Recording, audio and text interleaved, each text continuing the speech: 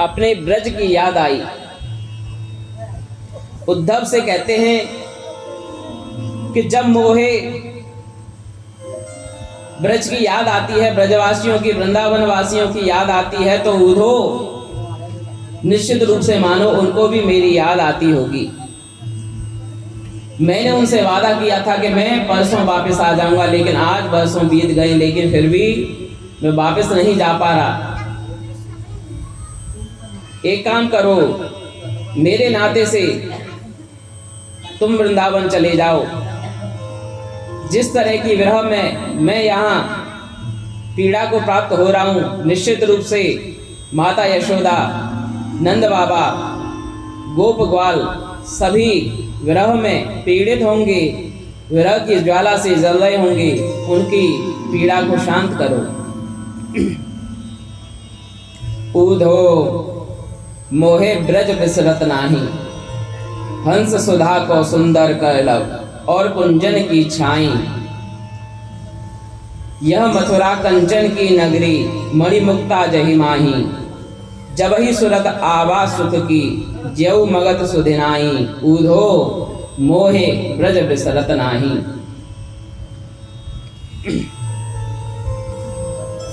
भगवान कहते हैं कि ऊधो तुम वृंदावन जाओ और सभी गोप ग्वालों को अपनी ज्ञान की ज्योति से अलौकित करो। कहा घनश्याम ऊधो से वृंदावन जरा जाना, वहाँ की गोपियों को जान का कुछ तत्व समझाना। विरह की वेदना में वे सदा बेचैन रहती हैं, तड़प कर आह भर कर और रो रो कर ये कहती हैं। है प्रेम जगत में सार और कुछ सार नहीं, मन कर ले हरि से प्यार और कुछ सार नहीं। ऊधव बोले कि मैं वृंदावन चला तो जाऊंगा, पर वहां पे ज्यादा दिन रुकूंगा नहीं। मेरी शास्त्रीय भाषा है, मैंने शास्त्रों को पढ़ा है, वो तो अनपढ़ हैं। मैं ज्यादा समय उनके बीच में नहीं रह सकता। कहा ऊधो ने हंसकर अभी जाता हूँ वृंदावन, जरा देखूं कि कैसा है कठिन अनुराग का बंधन। है कैसी गोपियां जो जान बल को कम बताती हैं, निरर्थक लोक लीला का यही गुणगान गाती हैं। है प्रेम जगत में सार और कुछ सार नहीं, मन कर ले प्रभु से प्यार और कुछ सार नहीं। कन्हैया अपना मोर मुकुट दिए, कहा कि तुम वृंदावन तो जा रहे हो, लेकिन ध्यान रखो ब्रजवासी केवल इस पीतांबर और मोर मुकुट को पहचानते हैं। यदि तुम इस पीतांबर और मोर मुकुट को ओढ़ लो तो निश्चित रूप से वो तुमसे बात करेंगे, नहीं तो तुमसे बात भी नहीं करेंगे। चले मथुरा से जब कुछ दूर वृंदावन नजर आया, वहीं से प्रेम ने अपना अनोखा रंग दिखलाया। उलझ कर वस्त्र में कांटे लगे ऊधो को समझाने, तुम्हारे जान का पर्दा फाड़ देंगे यहाँ प्रेम दीवाने। है जगत में सार और कुछ सार नहीं, मन कर ले प्रभु से प्यार और कुछ सार नहीं। संसार में सब प्रेम की भाषा समझते हैं। पशु हो, पक्षी हो, नवजात हो, शिशु हो, बालक हो, वृद्ध हो, युवा हो, यहाँ तक के वृक्ष आदि गुल्म सभी प्रेम की तरंगों को ग्रहित करते हैं। विपट झुक कर ये कहते थे, इधर आओ इधर आओ। पपीहा कह रहा था, पी कहाँ यह भी तो बतलाओ। नदी जमुना की धारा शब्द हरि हरि का सुनाती हैं, भ्रमर गुंजार से भी यह मधुर आवाज आती है। है प्रेम जगत में सार, और कुछ सार नहीं। मन कर ले हरि से प्यार, और कुछ सार नहीं। नित्य की भांति कृष्ण के सखा मथुरा की राह पर आने वाले मार्ग पर नजर जमाए हुए थे। आज उनको एक रथ आता हुआ दिखाई दिया। एक सखा बोला, मैंने पहले ही कहा था कि वो कन्हैया, वो कान्हा हमारे बिना नहीं रह सकता। आज वो वापस आ रहा है। जब हमको उसको याद आती है तो उसको भी हमारी याद आती होगी। सब सखा दौड़ पड़े, पर एक सखा नहीं दौड़ा। लोगों ने पूछा, भाई तू क्यों नहीं जा रहा? तो कहता है कि मैं कान्हा से बात भी नहीं करूंगा, पहले आकर के मेरे से माफी मांगेगा कि इतने दिन क्यों नहीं आया, तब जाकर के मैं उससे मिलने के लिए जाऊंगा। और जब तक और लोग उस रथ के पास पहुंच करके जाते, इतने में वो छोटा सा ग्वाला दौड़ते हुए रथ के पास पहुंच गया और बोला, मन मुटाव तो बाद में हो जाएगा, पहले अपने कान्हा के दर्शन कर लें, पहले उससे गले तो मिल लूं। पास जाकर के देखते हैं किस व्यक्ति ने पीतांबर ओढ़ा हुआ है, सिर पर मोर मुकुट है, लेकिन ये हमारा कान्हा नहीं है। उद्धव बोले, जय श्री कृष्णा। प्रेम से बोलिए, जय श्री कृष्णा। उद्धव बोलते हैं, जय श्री कृष्णा। सुनिए, मैं उद्धव हूँ, कृष्ण का सखा हूँ, मथुरा से आया हूँ, गोविंद ने मुझको भेजा है। आप लोग बता सकते हैं कि नंद बाबा और यशोदा मैया का घर कहाँ है? तो एक सखा कहता है, जो महल की आकृति लेकर के भी झोंपड़ी के समान गरीबी रखता हो, दयनीयता रखता हो, वही यशोदा माता का घर है। उद्धव बोले कि भाई ऐसी बात क्यों बोल रहे हो? तो सखा कहते हैं कि जब से गोपाल वृंदावन से चले गए हैं, तब से विरह में पूरा वृंदावन तड़प रहा है। यशोदा मैया, नंद बाबा दिन रात रोते रहते हैं। उनके रोने से ऐसा प्रतीत होता है कि पूरे आंगन में आंसुओं की धारा बह पड़ी है। बिनु गोपाल बैरन भई कुंजे, तब ये लता लगती अति शीतल, अब भई विषम ज्वाल की पूंजे। वृथा बहती जमुना खग बोलत, वृथा कमल फूलें अति गूंजे। पवन पानी धनसार संजीवनी, दध श्रुत किरण भानु भई गूंजे। ये ऊधो कहियो माधव सो, बिरह करद करी मारत डोजे। सूरदास प्रभु को मग जोवत, अखियां भई बरन ज्यों गूंजे। हम सबके हरि दर्शन को आंखें प्यासी हो गई हैं। उद्धव को देख करके नंद बाबा भी दौड़ पड़े, उनको गले लगाया। उद्धव के बताने पर कि मुझको भगवान ने भेजा है, उनका कुशल पूछा, भोजन पानी करा दिया और कृष्ण के बारे में पूछने लगे कि लाला मथुरा में आनंद से रह रहे होगो ना? वैसे ये प्रश्न पूछना ही गलत है, क्योंकि अब महलों में कान्हा को गाय चराने थोड़ी ना जाना होता होगा। यहाँ वृंदावन में रहता था तो गाय चरानी पड़ती थी, गौओं की सेवा करनी पड़ती थी, खेत जोतने पड़ते थे, लेकिन आज तो वो महलों का राजा हो गया है। परंतु अपने दिव्य भव्य भवनों में रहते हुए भी कान्हा को अपना ये कभी कभी वृंदावन तो याद आता होगा ना। वह अपनी मैया को कभी तो याद करता है कि नहीं? जमुना माता को, गोवर्धन को, कभी गैया मैया को याद तो करता है कि नहीं? हमारी तो आंखें उसके दर्शन के बिना सूखी हो गई हैं। उसकी मुस्कान को देखे हुए जमाना बीत गया है। उधो तुमको एक बात बतलाता हूँ कि एक बार ब्रज में भयंकर आग लगी थी। उस दावाग्नि में सब कुछ जल करके भस्म हुआ जा रहा था। तभी हमने गोविंद को पुकारा, गोपाल को पुकारा, और गोपाल ने आकर के उस दावानल को बुझा दिया। उस अग्नि ज्वाल को शांत करके हमारी रक्षा की। परंतु आज हमारे कन्हैया की विरह में ये पूरा वृंदावन जला जा रहा है, विरह की अग्नि उसको जला रही है। आज इस अग्नि को शांत करने के लिए क्या वो कन्हैया नहीं आएगा? और देखो उद्धव, तुम मोर मुकुट पहन करके आए हो, पीतांबर ओढ़ करके आए हो, तो हमारे मन में तुमने कन्हैया की और ज्यादा याद जगा दी है।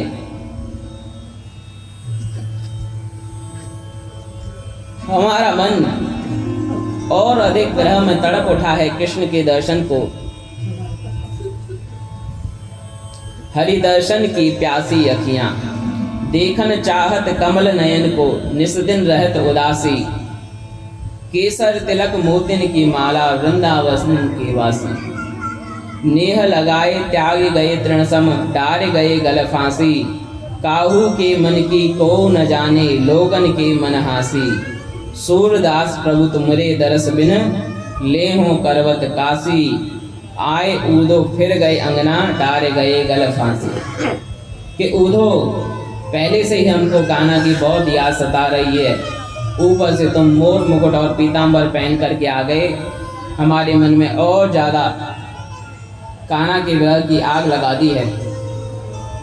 यशोदा माता तो कुछ बोल ही नहीं रही थी।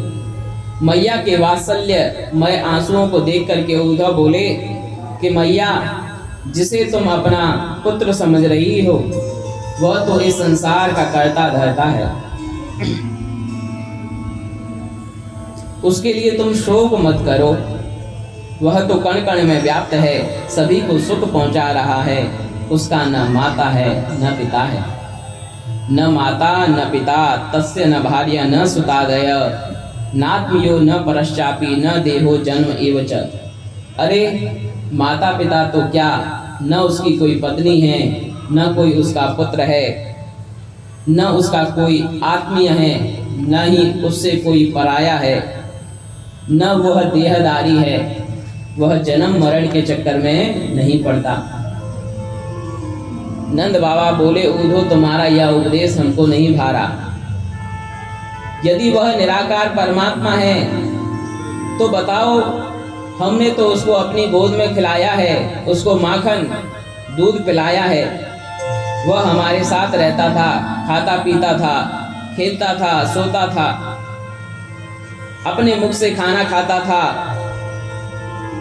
और यशोदा मैया ने उनको उखल से भी बांधा, उसी ने अपने हाथों से मटके फोड़े थे।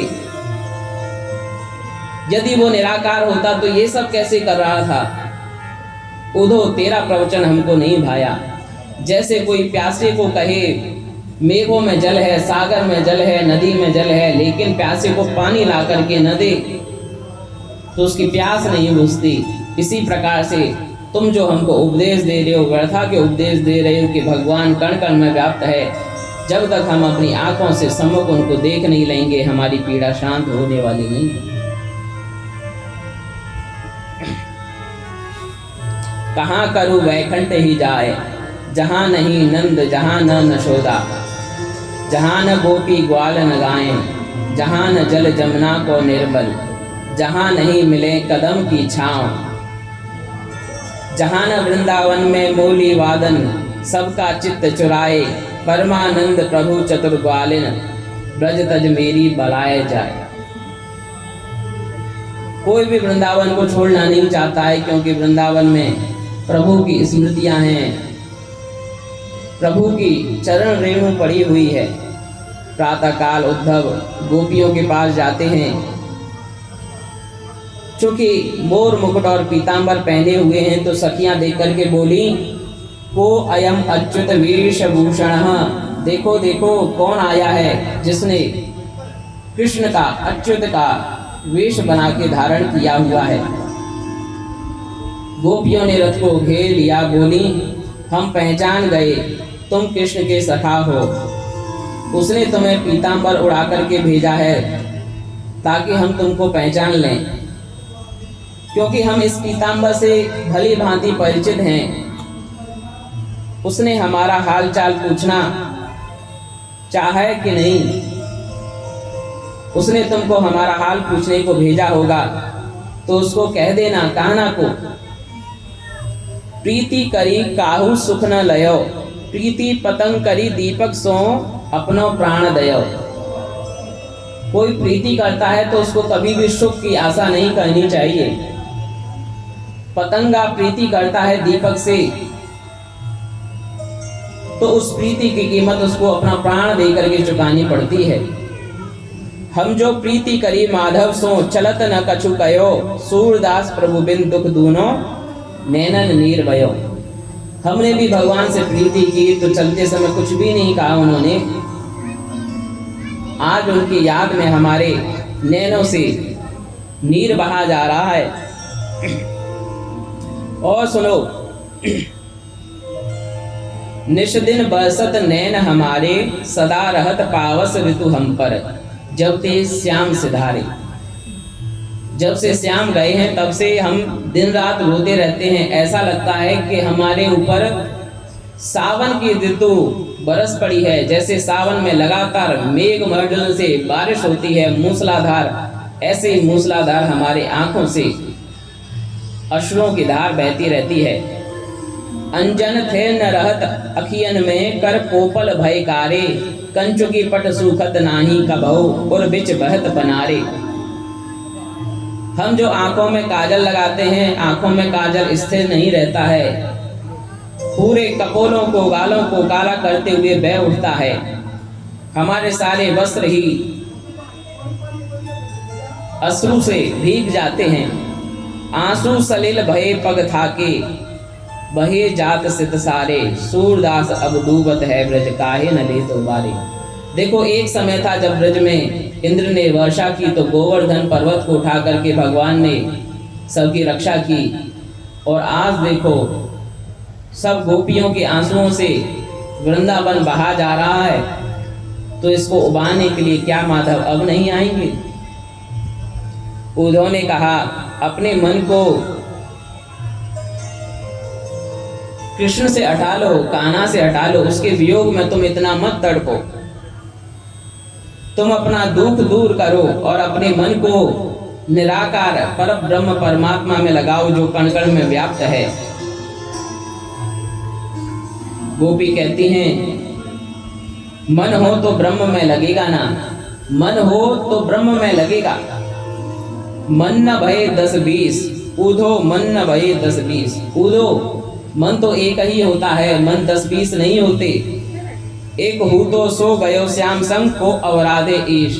हमारा तो एक ही मन था, वो श्याम के साथ ही चला गया। अब कौन से मन से हम ब्रह्म को आराधें बताओ। इंद्री शिथल भई केशव बिन, ज्यों देही बिनु शीश, आशा लागी रहत तन, श्वास जीव ही कोटि बरीश। हमारी इंद्रियां सारी शिथिल हो गई हैं। जैसे किसी का सिर कट जाए तो उसका शरीर काम नहीं करता, इसी प्रकार से हमारी भी हालत है। लेकिन मन में आशा लगी हुई है कि कृष्ण दर्शन देंगे, इसलिए हमारी श्वासें अभी तक चल रही हैं। तुम तो सखा श्याम सुंदर के, सकल जोग के ईश, सूर हमारे नंदन बिनु और नहीं जगदीश। तुम सखा हो श्याम सुंदर के, उसके साथ रहते हो, लेकिन हमारे तो केवल नंद नंदन हैं, वही हमारे जगदीश्वर हैं। हम किसी और ब्रह्म को नहीं जानते। उद्धव बोले, एक मन तो है जो श्याम के साथ चला गया है, उसी को वापस लेकर के आ जाओ और परमात्मा में लगा दो जो कण कण में व्याप्त है। परब्रह्म में अपने मन को लगा लो। गोपियां कहती हैं कि उद्धव आगे सुनो, मन माने की बात, कि ये अपने अपने मन की बात होती है, अपनी अपनी रुचि की बात होती है। कोई किसी को प्रेम करता है, कोई किसी को प्रेम करता है। जल में बसे कुमुदनी, चंदा बसे आकाश, जो जाही को भावता तो ताही के पास। जल में कमल खिला करता है और चंदा आकाश में। जो जिसको प्रेम करता है वो उसके पास सदा विराजमान रहता है। उधो मन माने की बात, उधो मन माने की बात। दाग छुहारा छोड़ अमृत फल, विष कीड़ा विष ही खात। कोई विष का कीड़ा है, यदि तुम उसको छुहारा दोगे, किशमिश दोगे, काजू दोगे खाने के लिए, तो उसको नहीं खाएगा। उसको विष कीड़ा ही खाना है, विष का फल ही खाना है, तो विष ही वो खाता है। ये उसके मन के ऊपर है। ज्यों चकोर देई कपूर कोई तज अंगार अघात, मधुप करत घर कोरी काठ माई बंदत कमल के पात। भौरा होता है, सुगंधी के कारण वह इतना कमल के अंदर बैठा हुआ भौरा इतना सुगंधी के अंदर मग्न हो जाता है कि कब कमल के कपाट बंद हो जाते हैं उसको पता नहीं चलता, उसी के अंदर अपने प्राणों की आहुति दे दिया करता है। और चकोर पक्षी केवल स्वाति नक्षत्र की जो बूंद है उसी पानी को ग्रहण करता है, नहीं तो प्यासा ही रह जाता है।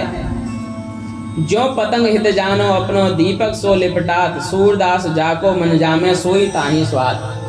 जैसे दीपक से पतंगा आकर के अपने जीवन को आहुत कर देता है, इसलिए सूरदास जी महाराज कहते हैं जो जिसको पसंद करता है उसका मन उसी में रमा रहता है। हमारा एक ही मन है जो माधव ले गया। बोलो जय श्री कृष्ण। राधे राधे। तुम ब्रह्म ब्रह्म कर रहे हो, हमारी भी बात सुन लो, हम किसी भी ब्रह्म को नहीं जानते। कृष्ण तन कृष्ण मन कृष्ण ही हमारो धन, आठों याम ऊधो हमें कृष्ण से ही काम है। देखो उद्धव, हम तुमसे एक ही चीज चाहती हैं,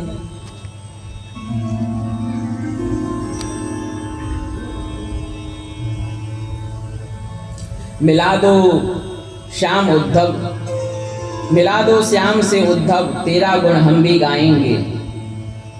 वृंदावन को छोड़कर जब से गए वापस नहीं आए, खता क्या हो गई हमसे अरज अपनी सुनाएंगे। एक भरोसे एक बल एक आस विश्वास, एक राम घन श्याम हित चातक तुलसीदास। ए ऊधो, हमको ज्ञान की पोथी न पढ़ाना, हम तो प्रेम दीवाने हैं और वो प्रेम दीवाना। तन मन जीवन श्याम का, श्याम हमारा काम, रोम रोम में रम रहा वो मतवाला श्याम। ऊधो इन असुवन को हरि सम्मुख लेकर के जाओ, पूछे हरि कुशल तो इन आंसुओं के उनके चरणों में दियो चढ़ाओ।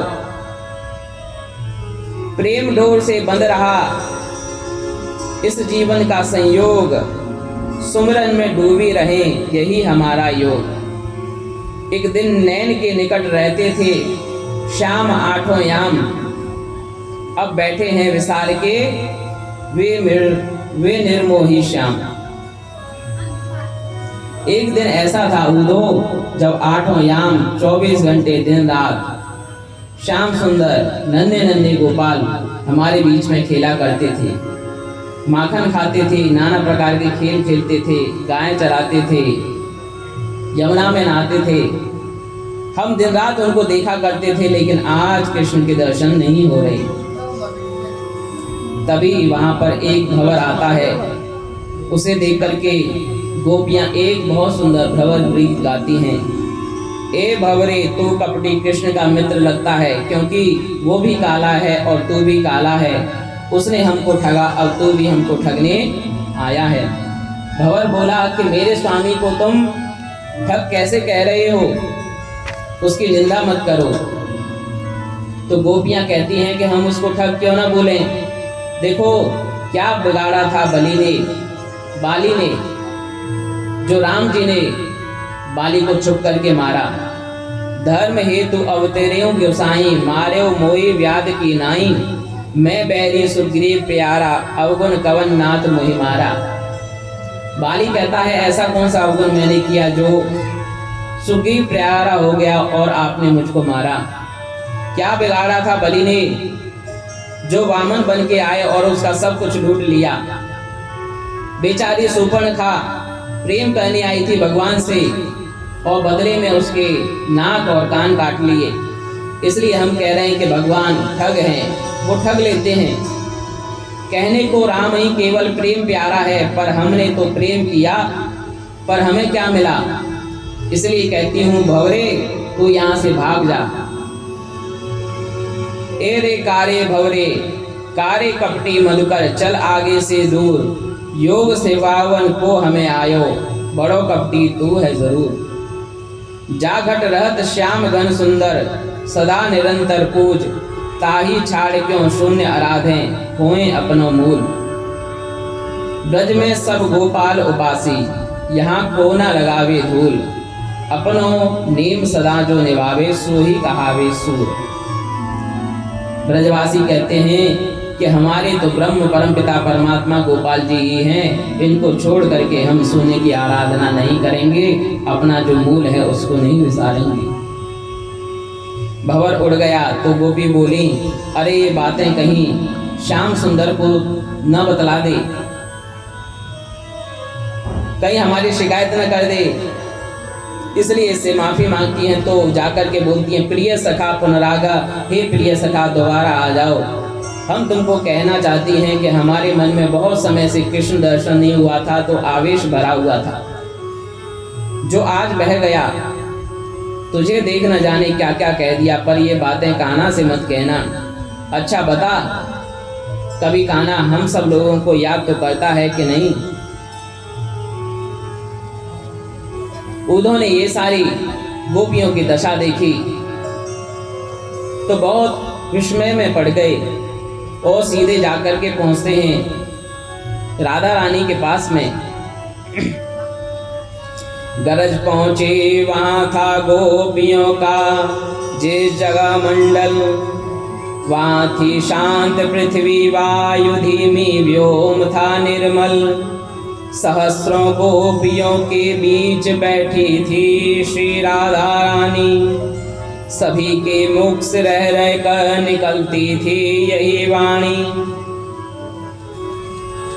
है प्रेम जगत में सार और कुछ सार नहीं, मन कर ले प्रभु से प्यार और कुछ सार नहीं।